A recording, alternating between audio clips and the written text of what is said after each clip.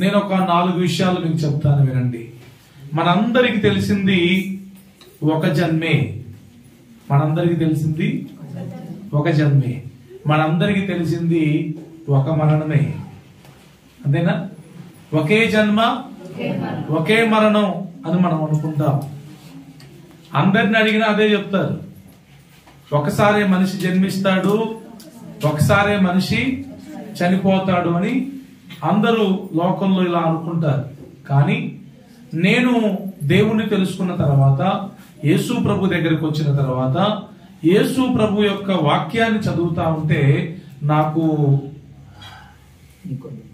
2 జన్మలు ఉన్నాయి, 2 మరణాలు ఉన్నాయి అని అర్థమైంది. ఎన్ని? మరి ఎంతసేపు ఏమన్నారు? మరి ఇప్పుడు 2 అంటున్నారు ఏంటి అంటే, అలా బైబుల్ చదువుతా ఉంటే అర్థమైంది. అవి మీకు చెప్తాను. అసలు ఏంటి 2 జన్మలేంటి, 2 మరణాలేంటి, ఇంకోటి ఏంటి తెలుసా? 2 మనసులు ఏంటి, ఇంకోటి కూడా ఉంది, 2 రాకడలు. ఎన్ని? మొత్తం 4. ఈ 4 గురించి చెప్పేసి ముగించేస్తాను. మీరు 9:30 కాగానే చెప్పేయాలి, ఓకేనా? చెప్పకపోతే మీకు చెప్తూనే ఉంటాయి, మీ ఇష్టం. హల్లెలూయా. 2 జన్మలు. బాగా వినాలి, బాగా వినాలి. తల్లి గర్భములో నుంచి జన్మించే జన్మ మొదటి జన్మ. యోహాను సువార్తలో నికోదేము అనే ఒక వ్యక్తి యేసు ప్రభు దగ్గరికి వచ్చి యేసు ప్రభువుని మెచ్చుకుంటా ఉంటాడు. ఏం చేస్తా ఉన్నాడు? మెచ్చుకుంటా ఉంటే యేసు ప్రభు అంటాడు, నువ్వు తిరిగి జన్మించాలి అంటాడు. ఏంటంట? ఆయనకి డౌట్ వచ్చింది, అదేంటయ్యా, ఆల్రెడీ నేను జన్మించాను, మళ్ళా నువ్వు తిరిగి జన్మించమంటుంటే మళ్ళీ నేను తల్లి గర్భంలోకి ఎట్లా వెళ్తాను, మళ్ళీ ఎట్లా బయటకు వస్తాను, ఇంత పెద్దగా అయిపోయాను కదా అంటాడు ఆయన. హలో బాబు, అలా కాదు. నువ్వు అనుకుంటున్నట్లు మళ్ళా నువ్వు తల్లి గర్భంలోకి వెళ్ళి మళ్ళా బయటికి రావటం కాదు. ఈ 2వ జన్మ ఏంటంటే నీటి మూలముగా జన్మించే జన్మ, ఆత్మ మూలముగా జన్మించే జన్మ అని ఒక మాట చెప్పాడు. ఒకడు నీటి మూలముగాను ఆత్మ మూలముగాను జన్మించితేనే గాని వాడు పరలోక రాజ్యము చారడు అని చెప్పారు. Praise the lord. 2వ జన్మ ఏంటంటే తల్లి గర్భములో నుంచి జన్మించడం కాదు. దీన్ని సింపుల్ గా మీ అందరికీ అర్థమయ్యేటట్టు తెలియాలంటే దీన్ని దేవుని వలన జన్మించే జన్మ అంటారు. ఏంటి? దేవుని వలన జన్మించే జన్మ. మొదటిది తల్లి గర్భములో నుంచి, తల్లి రక్తం, తండ్రి రక్తం పంచుకొని పుడతాం. కానీ 2వ జన్మ దేవుని రక్తము ద్వారా జన్మించే జన్మ. ఈ జన్మ చాలా ప్రాముఖ్యమైనది. మొదటి జన్మకి విలువ ఉంటది కానీ 2వ జన్మకి దానికంటే ఎక్కువ విలువ ఉంటుంది. ముఖ్యంగా ఒక వ్యక్తి పరలోక రాజ్యం చేరాలంటే, మోక్షం చేరాలంటే ఖచ్చితంగా 2వసారి జన్మించాలి. దేవుని వలన జన్మించడం అంటే ఏంటంటే, దేవుని రక్తం వలన జన్మించడం ఏంటంటే, యేసు ప్రభు కలువరి శిలువలో మనందరి కొరకు రక్తాన్ని కార్చారు, రక్తాన్ని చిందించారు. మనందరి కోసం ఎందుకు చిందించారంటే మన పాపాల కోసం, నీవు నేను చేసిన పాపాల కోసం యేసు ప్రభు వారు కలువరి శిలువలో తన రక్తాన్ని చిందించారు. ఇప్పుడు మన పాపం పోవాలంటే మేకల రక్తము వలన, ఎడ్ల రక్తము వలన మనిషికి విమోచన, క్షమాపణ లేదు. పరిశుద్ధ రక్తము కావాలి. అందుకే యేసుక్రీస్తు ప్రభువారు 2 రాకడలు అని చెప్పా కదా. మొదటి రాకడ, ఆయన మొదటి రాకడలో 2000 సంవత్సరాల క్రితం ఈ లోకానికి మొదటి రాకడలో గొర్రె పిల్లగా వచ్చాడు. కన్య మరియ గర్భములో జన్మించాడు. మానవుని ప్రమేయం లేకుండా జన్మించాడు. పరిశుద్ధునిగా జన్మించాడు. పరిశుద్ధాత్మ వలన జన్మించాడు. అందుకే ఆయన రక్తము కూడా పరిశుద్ధమైన రక్తం, మానవాళ్ళందరి పాపాలకు సరిపోయే రక్తం. అందుకే మానవులందరి పాపముల కొరకు ఆయన కలువరి శిలువలో ఆఖరి రక్తపు బొట్టు వరకు కార్చారు. అది మనం ఒప్పుకొని, అది మనము నమ్మి, అది మనం విశ్వసించి, యేసయ్యా నన్ను కూడా నీ రక్తములో కడుగు అని గనక ప్రభుకి ప్రార్థన చేస్తే ఆయన ప్రతి ఒక్కరి పాపాన్ని కడిగి పాపులను పరిశుద్ధులుగా చేస్తాడు, నీతిమంతులుగా చేస్తాడు, యథార్థవంతులుగా చేస్తాడు, పాపాలన్నీ క్షమించేస్తాడు. క్షమించి మరలా పాపం చేయకుండా ఉండడానికి శక్తినిస్తాడు. అది రెండవ జన్మ. అంటే యేసయ్య మన కొరకు సిలువలో చేసిన త్యాగాన్ని నమ్మి బాప్తిస్మం పొంది మారు మనసు పొందుట. రెండు మనసులు అంటే ఏంటి? మొదటి మన మనసు, మనిషి మనసు. రెండవది మారు మనసు అంటే దేవుని మనసు. మన మనసు మంచిది కాదు, కానీ దేవుని మనసు మంచిది. అంటే ఎవరైతే యేసు ప్రభు యొక్క రక్తములో కడగబడతారో, యేసు ప్రభునందు విశ్వాసం ఉంచుతారో వారి మనసు మారి యేసు ప్రభు మనసు వచ్చింది. యేసు ప్రభు మనసు వచ్చినప్పుడు యేసు ప్రభు పరిశుద్ధుడు గనక ఇక తప్పు చేయాలనిపించదు. భూమి మీద ఈ రోజున మనుషులు ఎందుకు తప్పు చేస్తున్నారంటే వాళ్ళ మనసు చెడ్డది కాబట్టి చెడే చేస్తుంది. అదే యేసు మనసు పొందుకుంటే యేసు మనసు పరిశుద్ధమైనది గనక పాపము చేయదు. అందుకే త్రాగుబోతులు మారాలంటే యేసు మనసు కావాలి. వ్యభిచారులు మారాలంటే యేసు మనసు వారికి కావాలి. దొంగలు మారాలంటే యేసు మనసు వారికి కావాలి. ఇలా ప్రతి పాపం చేసే వ్యక్తి మారాలంటే పాపానికి మందు లేదు, రోగానికి మందు ఉంది. అవునా? రోగానికి మందు ఉంది, రోగానికి వైద్యులు ఉన్నారు, కానీ పాపానికి మందు లేదు. నాకు తప్పు చేయకుండా ఉండడానికి ఒక టాబ్లెట్ ఇవ్వమంటే ఉరియలు. నేను తిరగకుండా ఉండాలి, నేను మోసం చేయకుండా ఉండాలి, నేను తప్పు చేయకుండా ఉండాలి, నాకు ఒక ఇంజెక్షన్ అయ్యండి అంటే ఎవరయ్యారు? వేస్తారా? బాబు పాపానికి మందు లేదయ్యా, రోగానికే మందు ఉంది అంటారు. అయితే పాపానికి మందు యేసయ్య రక్తం. పాపానికి మందు యేసయ్య రక్తం. ఆయన రక్తములో కడగబడితే ఆయన మనసు మనకు వచ్చింది. ఆయన మనసు మనకు వచ్చినప్పుడు పాపమును మనము చెయ్యం, పాపాన్ని ద్వేషిస్తాం, పాపానికి దూరంగా బ్రతికిపోతాం. దాన్నే నూతన జన్మ అంటారు, క్రొత్త జన్మ అంటారు, తిరిగి జన్మించుట అంటారు. ఇప్పుడు మీకు అర్థమైందా? మొదటి జన్మ తల్లి గర్భములో నుండి వచ్చేది. రెండవ జన్మ యేసును నమ్ముట వలన, యేసునందు విశ్వాసం ఉంచుట వలన, యేసు రక్తములో కడగబడుట వలన, యేసు మనసును కలిగి ఉండుట వలన పొందే జన్మ రెండవ జన్మ. ఇప్పుడు 2 జన్మలు అయిపోయినాయి. ఇంకేం మిగులున్నాయి? 2 మరణాలు ఉన్నాయి. మొదటి మరణం మనందరికీ తెలిసిందే. అందరూ చనిపోతారు. ముస్లింలు చనిపోతారు, హిందువులు చనిపోతారు, క్రైస్తవులు చనిపోతారు, మంచోళ్ళు చనిపోతారు, చెడ్డోళ్ళు చనిపోతారు, డబ్బులు ఉన్నోళ్ళు చనిపోతారు, డబ్బులు లేనోళ్ళు చనిపోతారు. ఇది మరణం. అయితే ఈ మరణం, ఈ చనిపోయేది, ప్రాణం పోయేది కొన్ని నిమిషాలు, కొన్ని సెకండ్లు మాత్రమే.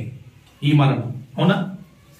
ఊపిరిపోయింది, ఉరేసుకున్నా, రైలు కింద పడ్డా, మందు తాగినా, చనిపోవడానికి ఎన్ని ప్రయత్నాలు చేసినా ఎంతసేపట్లో చనిపోతారు?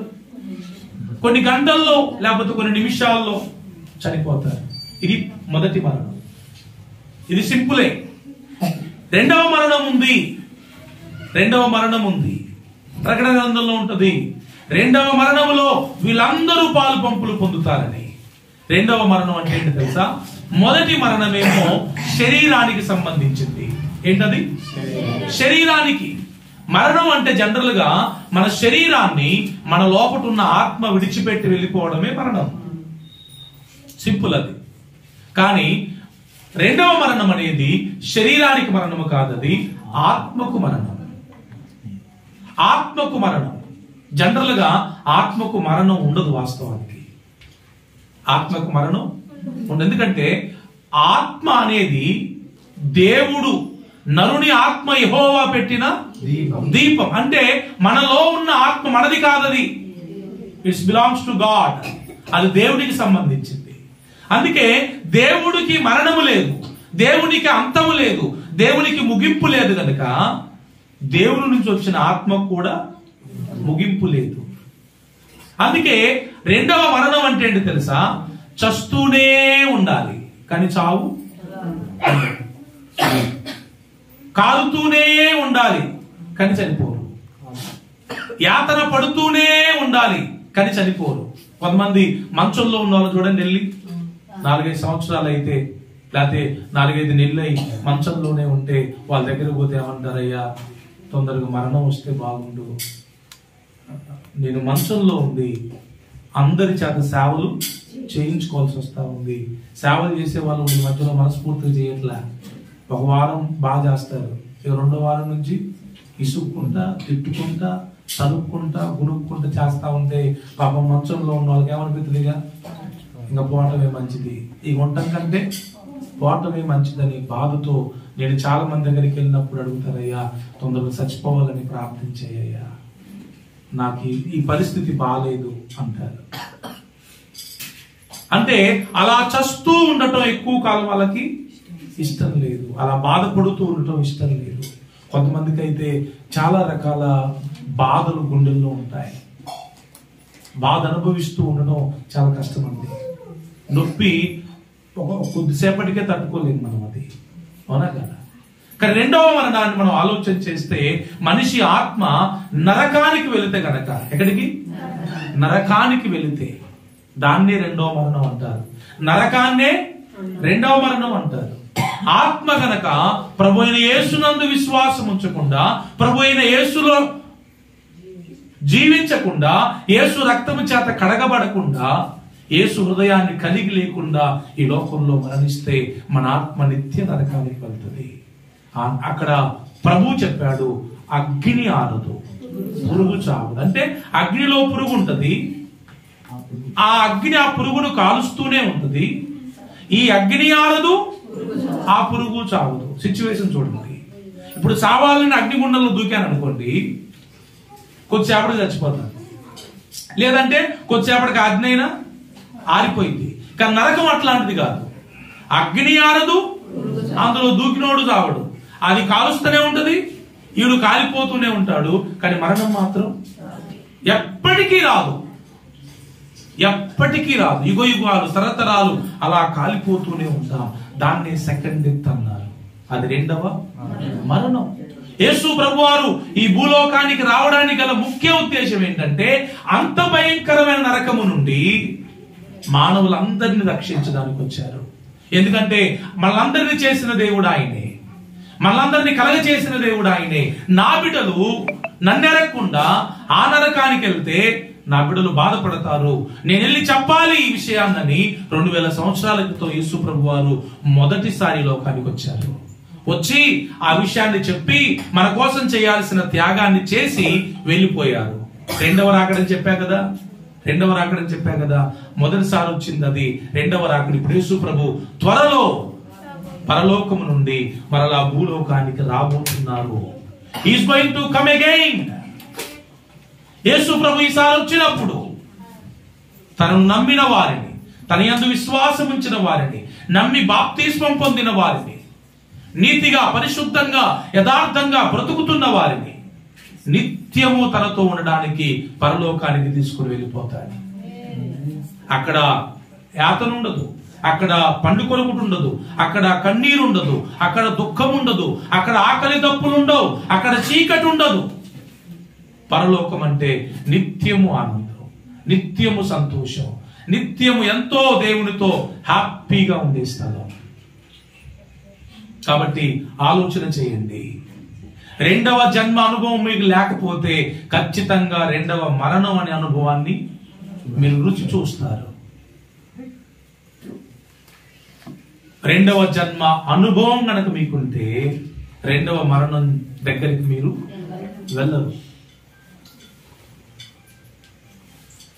అందుకే యేసు ప్రభువారు అంతటా అందరూ మారు మనసు పొందాలని కోరుకుంటున్నారు. ఏ ఒక్కరు నశించుకోవటం యేసయ్యకి ఇష్టం లేదు. ఏ దేశమైనా, ఏ మతమైనా, ఏ ప్రాంతమైనా అందరూ రక్షణ పొందాలి, అందరూ మారు మనసు పొందాలి, అందరూ ప్రభువుని ఎరగాలి, అందరూ బాగుండాలి. ఈ లోకంలో బాగుండాలి, చనిపోయిన తర్వాత కూడా బాగుండాలి. యేసు ప్రభుని నమ్ముకుంటే ఈ లోకంలో ఏం జరుగుద్దంటే వ్యసనాల నుంచి విడిపించబడతా. క్రీస్తు యేసుని కలిగిన మనసు వస్తే ఏమైంది? వ్యసనాల నుంచి విడిపించబడతా. అంతేనా అంటే లేదు, చనిపోయిన తర్వాత మన ఆత్మ నిత్య మోక్షానికి వెళ్ళిపోతుంది. అందుకే ఆయన త్వరలో రానై ఉన్నారు. ఆయన వచ్చే లోపే మనం ఆయన రాకడికి సిద్ధపడాలి. What is time now? Right, we have 5 more minutes. ఎంత? 5 నిమిషాలు ఉంది. ఖచ్చితంగా ముగించేస్తాను నేను. కాబట్టి ఈ మాటలు వింటున్న ప్రతి ఒక్కరు కూడా ప్రభు యేసునందు విశ్వాసం ఉంచి ఆయన ఇచ్చే రక్షణను మనం పొందుకోవాలి. బెస్ట్ ఎగ్జాంపుల్ ఏంటంటే బైబిల్ గ్రంథంలో ధనవంతుడు, దరిద్రుడైన లాజరు ఇద్దరు ఉన్నారు. ధనవంతుడు ఉన్నాడు, దరిద్రుడు ఉన్నాడు. ఇద్దరు చనిపోయారు. చెప్పాగా, మరణం అనేది ఎవరికి చుట్టం కాదు. ధనవంతుడినైనా వేసుకొని పోయింది, దరిద్రుడినైనా వేసుకొని పోయింది. టైం వస్తే అంతే.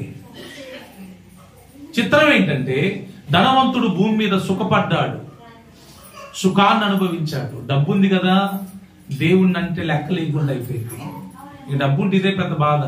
డబ్బున్నా, ఉద్యోగం ఉన్నా, కోట్లున్నా, లక్షలున్నా, కొంచెం కార్లున్నా, బంగ్లాలున్నా, ఇంకా దేవుడు అంటే పెద్ద లెక్క ఉండదు. ఇంకా వీటితో మురిసిపోతా ఉంటారు అందరు. ధనవంతుడు అలానే దేవుణ్ణి లెక్క చేయకుండా, దేవుడు అంటే తెలుసు కానీ దేవుణ్ణి లెక్క చేయకుండా, దేవుని మాట వినకుండా ఇష్టం వచ్చినట్టుగా బ్రతికాడు. ఆయన టైం వచ్చింది, చనిపోయాడు. ఆయన ఇంటి దగ్గరే ఒక అడుక్కునే ఆయన దరిద్రుడైన లాజరు ఉన్నాడు. ఆయన ఏమీ లేకపోయినా దేవుణ్ణి కలిగి ఉన్నాడు. ఒక మాట చెప్తూ వినండి. మొన్న ఒక ఆయన ఇలా అన్నాడు, డబ్బులు ఉన్నోళ్ళంట జేబులో డబ్బును మోసుకొని పోతారంట. అమ్మా వింటున్నారా? తెస్త కూడా డబ్బులు ఉన్నోళ్ళు జేబులో డబ్బులు మోసుకొని పోతే, డబ్బులు లేని బీద వాళ్ళు హృదయంలో దేవుణ్ణి మోసుకొని పోతారంట. డబ్బులున్నోడేమో జేబులో డబ్బులు మోసుకొని పోతాడు. బీదవాడు, డబ్బు లేనివాడు దేవుణ్ణి గుండెల్లో మోసుకొని పోతాడంట. అందుకే ధనవంతుడు పరలోక రాజ్యానికి చేరటం చాలా కష్టమని బైబుల్లో చెప్పాడు. ఇట్స్ హైలీ ఇంపాసిబుల్ అంట. సూది బెజ్జములో ఒంటైనా దూరుద్ది గాని పొరపాటున ధనవంతుడు కూడా. యేసు ప్రభు చెప్పిన భయంకరమైన డైలాగ్ ఇది. అంటే వాళ్ళ హృదయాలు అలా ఉంటాయి, వాళ్ళ మనస్సులు అలా ఉంటాయి. అలా బాగా సుఖించి సుఖపడి చనిపోయి నరకానికి వెళ్ళాడు. కానీ దరిద్రుడైన లాజరు ఏమీ లేకపోయినా దేవుణ్ణి కలిగి ఉండి, భయభక్తులు కలిగి ఉండి చనిపోయి దేవుని రాజ్యానికి వెళ్ళాడు. ధనవంతుడు నరకానికి వెళ్ళి కేకలేస్తున్నాడు, అయ్యో మంటలు, అయ్యో వేడి, అయ్యో అగ్ని, లాజరును పంపించండి. లేదు లేదు, పంపించేది లేదు. భూమి మీద ఉన్నప్పుడు నువ్వు నీకు ఇష్టం వచ్చిన బతికావు కాబట్టి ఇక్కడ నువ్వు యాతన పడుతున్నావు. ఆయన భయభక్తులు కలిగి బాధలు పడ్డాడు కనుక ఇప్పుడు ఆయన సుఖాన్ని అనుభవిస్తున్నాడు. కాబట్టి మనమందరం మనం జన్మించాం. మొదటి జన్మ అయిపోయింది, మరి రెండవ జన్మ ఇప్పుడు. రెండవ జన్మ జన్మించకపోతే రెండవ మరణం మన కొరకు కాసుకొని ఉంటుంది. అందుకే రెండవ జన్మ జన్మిస్తే ప్రభు ద్వారా రెండవ మరణం మనల్ని ఏమి చేయదు, ఉండదు. ఇంకా దాటేస్తాం మనం దాన్ని. ప్రభు మనల్ని దాటింప చేస్తాడు. యేసు ప్రభువు అసత్యములో ఉన్న వారిని సత్యములోకి నడిపించడానికి, చీకటిలో ఉన్న వారిని వెలుగులోకి నడిపించడానికి, పాపములో ఉన్న వారిని పరిశుద్ధతలోకి నడిపించడానికి, మరణములో ఉన్న వారిని జీవములోకి నడిపించడానికి, నరకానికి పరుగులెడుతున్న వారిని పరలోకానికి చేర్చడానికి లోకానికి వచ్చారు. అంతే. అంతకు మించి ఒక మతాన్ని స్థాపించడానికో, ఒక కులాన్ని స్థాపించడానికో, ఆయనేదో చేయడానికి లోకానికి రాలేదు. అంతటా అందరూ మారు మనసు పొంది పరలోక రాజ్యము చేరాలని దేవుని కోరిక. సో మరి ఆ సత్యాన్ని ఇక్కడున్న మనందరం, ముఖ్యంగా కృష్ణ గారి కుటుంబం, వారి కుటుంబ సభ్యులు అందరూ ఎరిగి ప్రభునందు విశ్వాసం ఉంచితే వారు కూడా మనమందరం కూడా పరలోక రాజ్యానికి వారసులం అవుతాం. అటువంటి గొప్ప కృప ప్రభు మనందరికీ అనుగ్రహించును గాక. ఎక్కడ వారు అక్కడ